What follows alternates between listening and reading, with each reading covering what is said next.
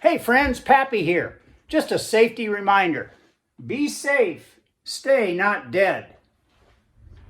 When we're testing, make sure there's no power. Pull this plug, make sure the circuit breaker is off. We will do all of our testing without power. We'll be circuit tracing using continuity only. For my full safety video, you can see it on this channel. So let's get rolling. This is a lamp. Just turn on the switch and you light. But where does it all start? So what happens if your light isn't working? Where do you start? How do you fix it? Or where do you start with anything that's electrical in fixing it? Anything electrical has basically three elements to it, and this includes even into highly sophisticated electronics. But this is simple, 120 volts AC power for a lamp. So this is coming from a circuit from the power pole into this plug, which you can see the two prongs to, and that's 120 volts with line on one side and neutral on the other side. Those two prongs are not the same. So the power cord goes through a pathway trying to get to the light bulb, goes up through this flexible neck and goes into this switch, and we'll get in more detail on that. So it goes into the switch, and then from the switch it's wired and goes to the light bulb. Now it's not directly powered to the light bulb itself because, as you know, you sometimes have a light bulb go out. So you can see down here, there are really two connectors inside there. The one in the center there is one connector, and then the part that the bulb actually screws into on the sides here is the other connection. So looking at the light bulb, if it will hold still for me, looking at the light bulb, we have one connection here at the base, and the other connector is the threaded part of the metal here. The base is where the line or power goes, and the screw-in part is for connection to neutral. The reason those two make a difference is that generally all of the switches go through the line or power side of any device. Now, if I take the pathway for the lamp from the power supply to line, through the switch to the load, which is the light, and then neutral or ground on the other side, going back to the power supply. That's on our training board. If I simplify that into what's called a schematic diagram, this is what it looks like.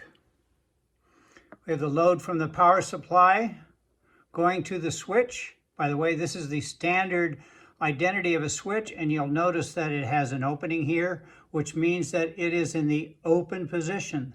The switch is actually in this position on this diagram. When the light is on, when the light is on, this is the switch position. Okay, so again, this is a simplification of what the training board shows.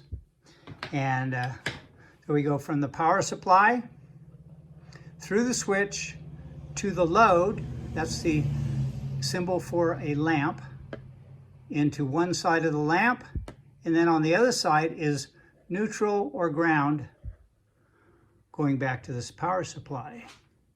So since we've already said that we have a good power supply, we measured 120 volts, the only thing we can have wrong is possibly, say, a break in the wire, or maybe the switch is bad, or break in this wire, or a bad connection at the lamp itself. Now, let me ask you, a bad connection at the lamp itself, what would that mean? So what I'm going to show you now is how to use an ohm meter to check the wiring. We'll be checking the wire, the switch, and the wiring all the way to where the light bulb connects in. And we'll do that on both the line side and on the neutral side. So, our light doesn't work. Turn the switch, nothing. Remember, we have three things. We have the power supply, we have the pathway or the wires to the switch itself, and then the wires to the load.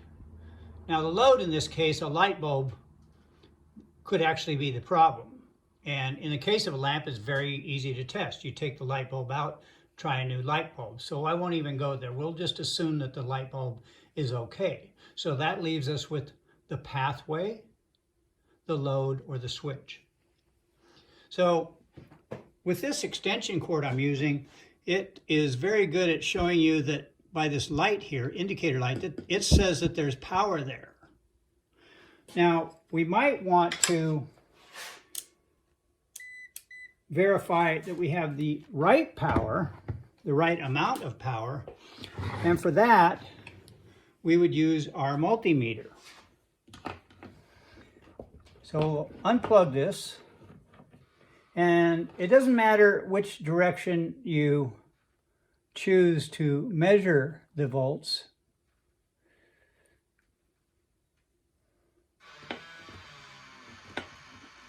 You can put the black one in the right or the left. You can put the red one in the right or the left. And if you can see there, it reads 124 volts. And it would read the same backwards or forwards, okay? So 120 volts is relative. If it's anywhere near there, 115 to 125, we have good voltage. So that means that our power supply is good. What we have left now is the switch and the pathway, which is the wiring. And how do we check that? Fortunately, we can do that without the power on, because that's the safest way to work on most electrical appliances. First, I want you to see the plug and notice that this prong is wider than this one, if you look at them sideways. If you look at the receptacle, like the wall receptacle, you'll see that obviously one is larger than the other. Why that's important on a cord is it tells you which side is neutral and which side is the power or line. So this, the large one, is the neutral side, and the skinny one is the power or the line side. Now remember, in our diagram, the neutral goes all the way from the power supply to the load, to the light bulb. So we're going to check continuity from the neutral side of the plug all the way into the socket of the lamp. We're going to do that using our meter and using ohms, or measuring resistance.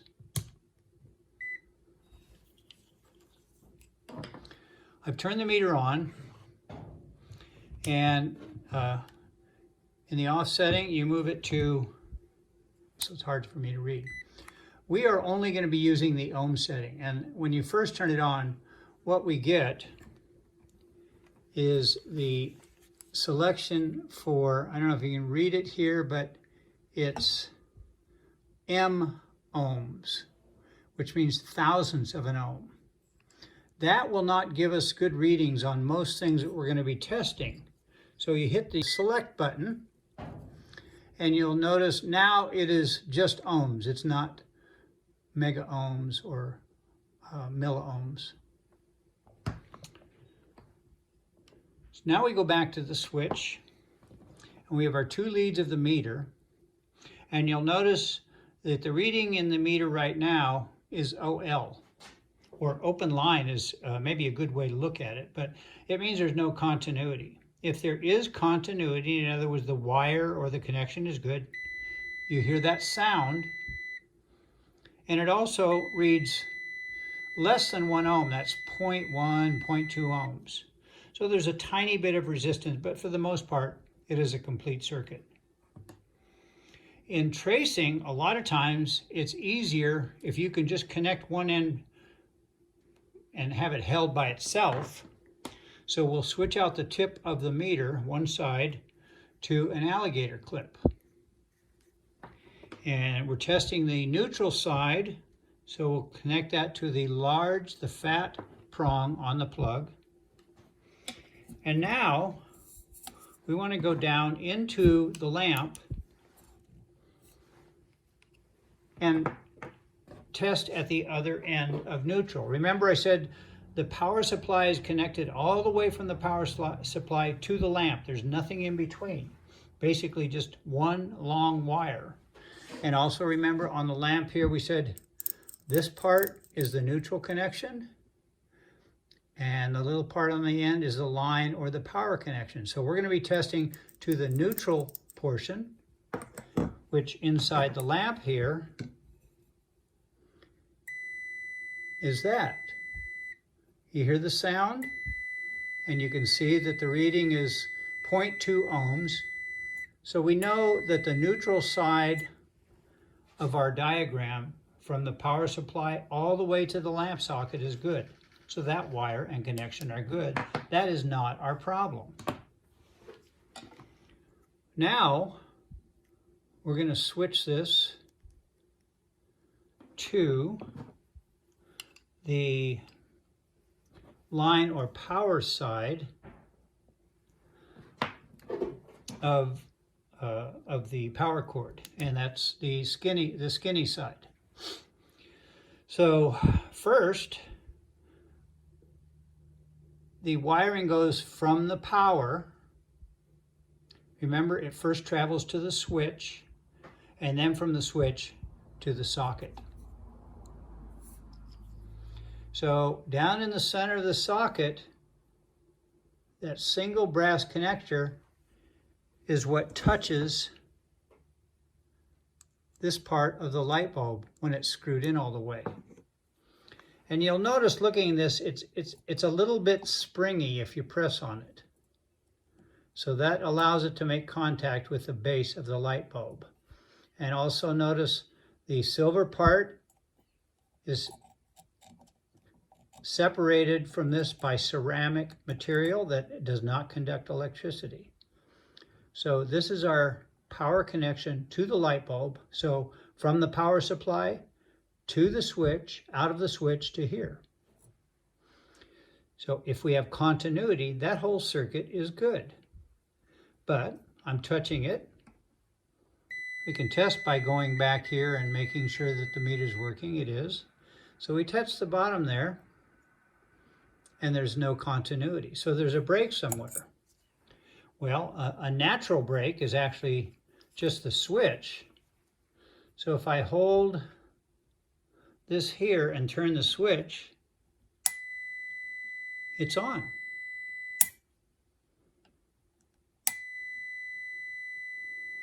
Every time I turn the switch, it goes on and then off. Notice the meter reading.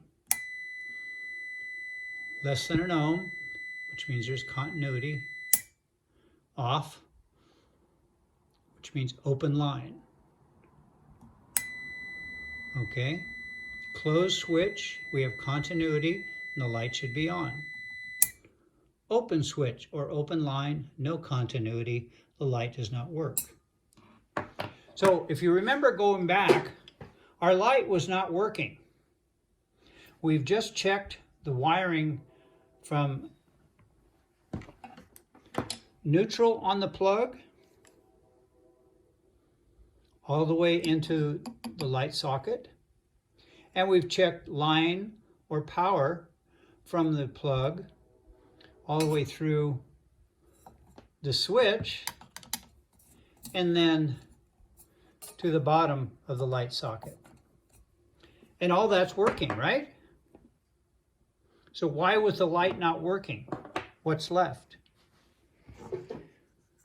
Many times you'll find errors in connections. It's as simple as that.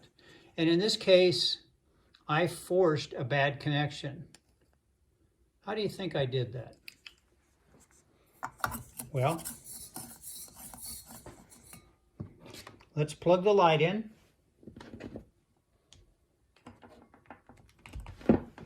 The light is not on. Turn the switch, the light is off. By slightly unscrewing the light, I've created a bad connection. I've broken the circuit right where the light bulb goes into the socket. So I no longer have a complete circuit between the power supply and the light bulb.